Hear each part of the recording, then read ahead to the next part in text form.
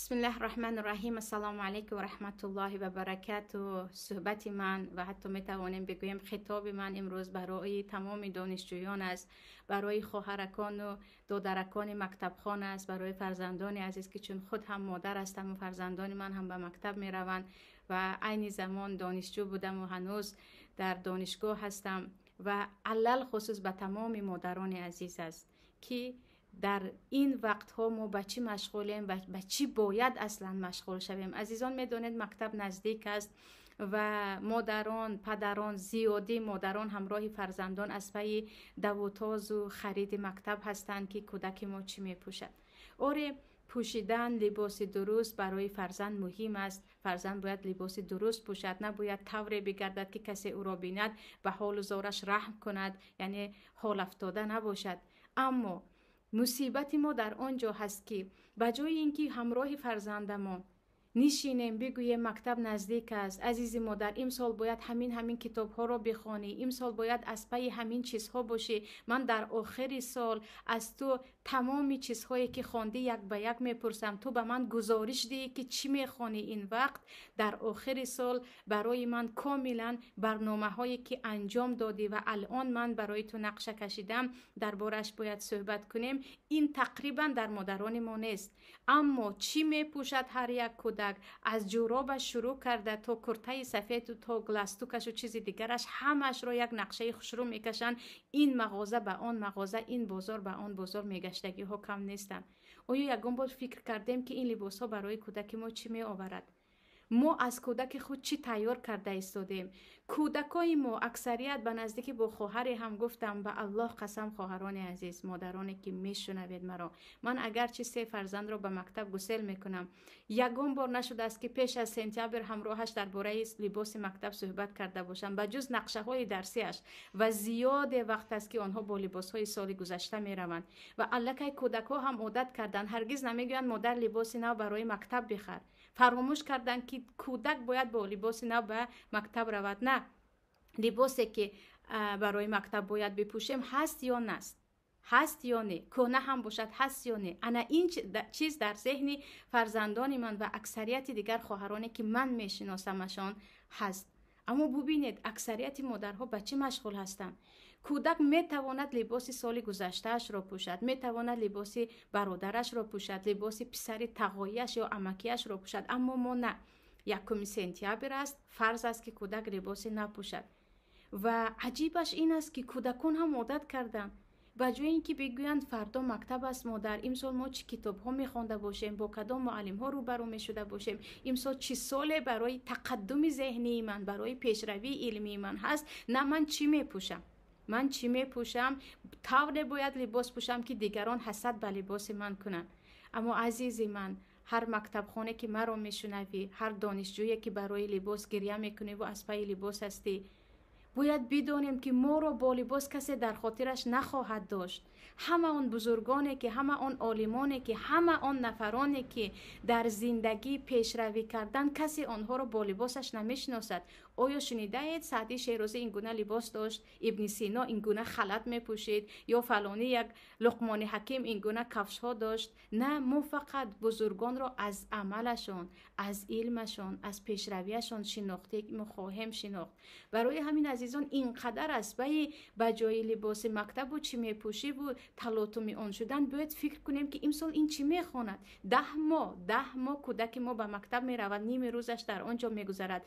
این همه وقت اگر ما همچون پدر و همچون مادر نقشه نداشته باشیم به امید مکتب که هیچ فرزند در ذهنش هیچ چیز نیست که امسال چی میخواند فرستادیم، میبینید که بعد از 10 ماه کودک را باز تحویل میگیرد که چیزی در خاطرش نیست که چی خواند و چی ماند. و این مشکل، یعنی مصیبت این است که کودکا فردا مکتب است، من چی میخوانم، من امسال با چه برنامه از مکتب فارغ میشوم باشد، نه فردا مکتب است من چی میپوشم است. بی کودک و مادران هم همین گونه، پدران هم همین گونه، وای که معلمه ها هم همین گونه. زیادی معلمه ها هستند که برای نقشه فرزندان مردم در دست شما امانت هستند. مردم فرزندش رو به دست شما میدن. شما برای نقشه خوبی داشتن که بجز فنی که درس میدیم و اخلاق برای آنها میآموزیم، شخصیت میسازیم، نمو برای لباس خودمون که من فردا با کدام لباس روم که مرا طلبه ها چی میگویند آمادگی میبینند. پس اینجا عزیزان این مصیبت رو به کجا ببریم؟ باور کنید با تمام دوستانی که شکر پروردگار اکثریتشون به مرحله دکترا رسیدگی هستند، هر باری که می نشینم من در آنها تقریبا لباس نو نمیبینم. دوستانی که همراهشان درس میخوانیم، دوستانی که در مسئله کتاب نویسی یا در مسئله ترجمه کتاب چیز دیگر با هم مشورت میکنیم، تقریبا من در آنها یک لباس رو میبینم. کسی از کسی خجالت هم نمیشود، کسی از کسی شرم هم نمیدارد. مصیبت ما این است که میگویم کودک شرم میدارد. اگر به کودک یک پدر و مادر به ذهنش جا کند که تو از مردم در مسئله لباس شرم ندار، تو درباره بیسوادیت شرم دار، تو درباره حقارتگوییت شرم دار، تو درباره بی احترامیت یعنی بی آدابیت شرم دار، به لباس نه، به لباس شرم ندار. لباس رو بالای خر هم میتوانیم هر چیز پوشانیم. میبینید که کودک با کدام شخصیت بزرگ میشود. او به خنده یک همسنف بیسوادش که از سر تا پا چند صد دلار رو پوشیده است و میگه کاملا خالی است اهمیت نمیده. میگه تو چی هستی و خنده ای تو چیست؟ سوادت نیست، برای من خنده ای تو مهم نیست. اما ما نه لباس کهنه کتی رود این خفه می شود، همسایه ها یا که دوستانش او را مسخره میکنن. آره به مسخره شدن لباس کودکمون اینقدر خواطریم. آیا به بیسوادی کودک خواطر هستیم؟ شنیده اید مادری رو که بگوید من خیلی خجالت میشم دخترکی من صنف 11 رو تمام کرد، گویا که این همه سال انگلیسی خوان، زبان انگلیسی هیچی نمیدوند، وای من خجالت میشم. شنیده اید؟ نه نمیشنویم. اما گریه مادران رو میبینید که دخترک من به ویپوسکنوی ویچر لباس کهنه پوشیده رفت و یا که نرفت به خاطر اینکه اطلسی زیبا نداشت. انا این مصیبت است که این قدر مردم زیادی ما رو بیسواد کرده ایستاده است و دلم برای این کودکان، این دانشجویان میسوزد که دیگر از مکتب برایشان فقط جای نمایش لباس ساختن. زیادی ها میگن چیکار کنیم؟ مسلمه جان چیکار کنیم که مکتب مجبور میکند؟ عزیزم آیا مکتب لباس نو پوشگویان مجبور میکند؟ آیا مکتب لباس قیمت پوشگویان مجبور میکند؟ یا اینکه میگه نه با همین شکل لباس پوش، که از شما مجبوری نیستید که شما حتما نوش رو خرید.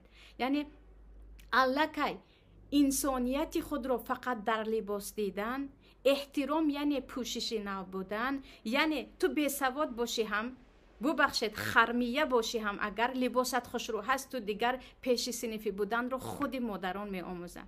خودی عائله در ذهن کودک جا کرده است که یکم سپتامبر است با لباس نو می روی، انا فلانی هوس می خورد، انا می بینی فلانی مثل تو لباسش قیمت نیست. اما کودکی که از لباس گریه کرده کودک می آید، مادر دلش گم می زند، قرض گرفته لباس می خرد.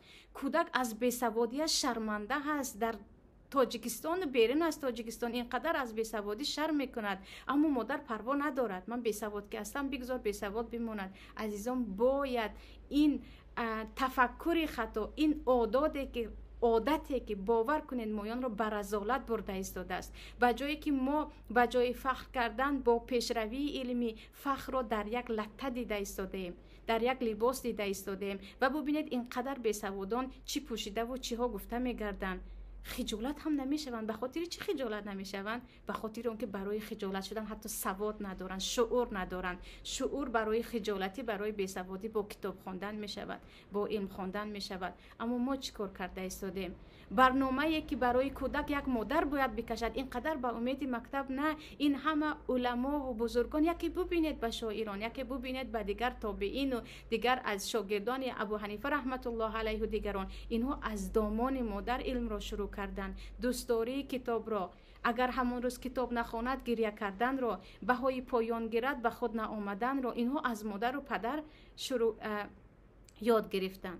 اما فرزندان ما از ما چی یاد گرفته ایستادن؟ لباس نپوشیدن، فخر کردن با لباس، که این مصیبت است. پس بیایید با همین مسئله بگذار یک سال کودک کهنه پوشد، با کودک یاد بدهیم که عزیزی من لباس کهنه پوشیدن این بیچارگی نیست، بیسوادی بیچارگی است. عزیزی من خنده دو سه نفری که لباس نو دارن هرگز نباید تو رو بیازارد. تو شخصیت قوی باید باشی، کسی باشی که خنده های دو سه بیسواد تو رو نابود نکنه. تو باید به پیش روی. ببین وقتی پیش می روی، وقتی درس می خوانی، پس از چند سال اینها در کجا می شوند و شما در کجا می شوید؟ من بارها به شاگردان، به دخترکان 17 ساله 18 ساله میگویم دخترکان، هر کسی رو ما به خاطر داریم، به خاطر اخلاقش در یاد ما هست، به خاطر سوادش در یاد ما هست. کسی رو ما با لباسش در یاد نداریم.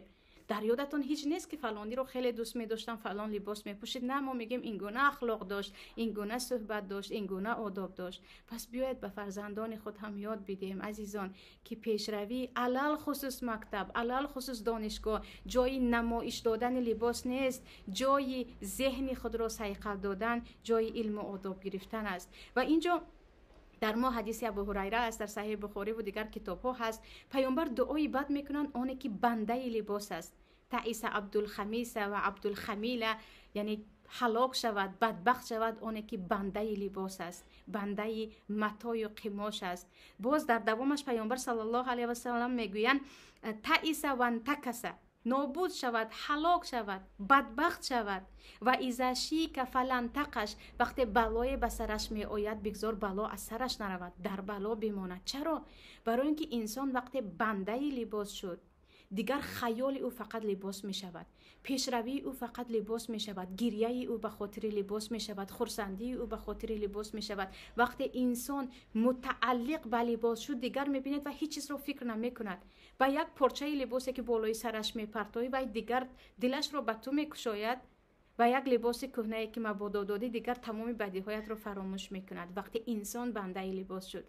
اما مایان اکثریت، مصیبت اینجا است که اکثریت کودک خود را بنده لباس شدن را یاد داده ایستادیم، در حالی که دعای بد پیامبر است بالای کسی که دیگر همیشه فکر و خیالش لباس است، فکر و خیالش لباس است، دیگر چیزی رو نمیداند. پس بیاید این مسئله رو یک بار از نزدیکتر ببینیم، یک بار با فرزندان صحبت کنیم، یک بار به فرزندان یاد بدهیم که چگونه او بر ضد شهوت خود، یعنی خواهش خود، بر ضد خواهشان دیگران او میتواند همان طوری که ساده و بدون ریاکاری و بدون نوپوشی و پول زیادی پدری مرد کاری بیچاره را صرف کردن به مکتب رفته میتواند، با لباس کهنه رفته میتواند و او میتواند به همسنفانش یاد دهد که پیشروی لباس نه. معلم کسی رو احترام میکند که عقل بالا دارد، سواد بالا دارد، نه اینکه لباس قیمت‌تر دارد. بیاید این رو با فرزندان صحبت کنیم.